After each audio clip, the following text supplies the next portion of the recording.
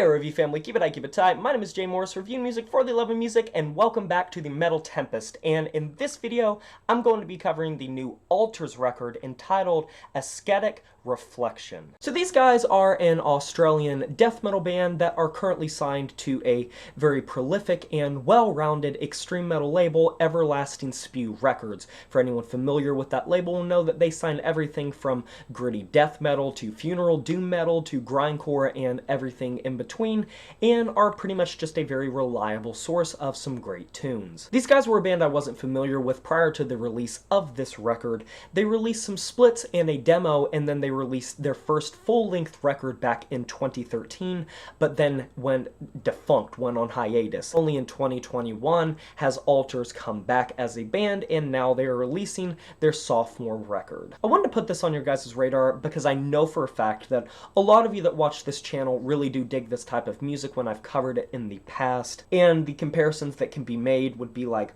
Ulcerate, Portal, the very cacophonous, claustrophobic, intimate-sounding death metal, cavernous death metal. I don't particularly like using that genre tag, but it's a good definition, as cavernous is a good descriptor for the sound of this album. It's distorted, it's layered, and it's impenetrably dense. There's really nothing heavily atmospheric about this track listing. They don't necessarily build up ambiance at all. It pretty much just is a roaring experience of a death metal record. And while comparisons like Gorguts and Ulcerate and Portal are pretty good descriptors, I think that this could be an enjoyable record for people that don't particularly enjoy how off the beaten path those projects are, as I do think this record is much more of a sort of discernible record than, say, a Portal record or a Gorguts record or an Ulcerate record, where even though the general consensus of comparison makes sense, these tracks are a lot more intelligible. Experimental enough to feel like a layered hellscape, but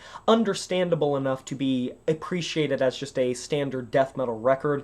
I think they are less comparable sometimes to those bands and more comparable to what you'd say get off of 20 Bucks Spin. Gritty, murky, muddy death metal. But the major difference between those records and this one is, unlike the murky and kind of down-tempo sort of death metal, these feel a little bit sharper and brighter. This record rolls along with these demented death metal riffs, and I will say that an issue that I have with this record is it can at times be a little bit cumbersome to translate their style track after track and not take so long to build up. Pacing is certainly an issue, and not necessarily pacing in the traditional way, but more so in the sense of I felt some of these tracks stop and start a little bit too much. Cohesively, some of these tracks feel a tad bit directionless, and more so like they are just modifying a blueprint and attempting to calculate things as perfectly as possible and as tightly as possible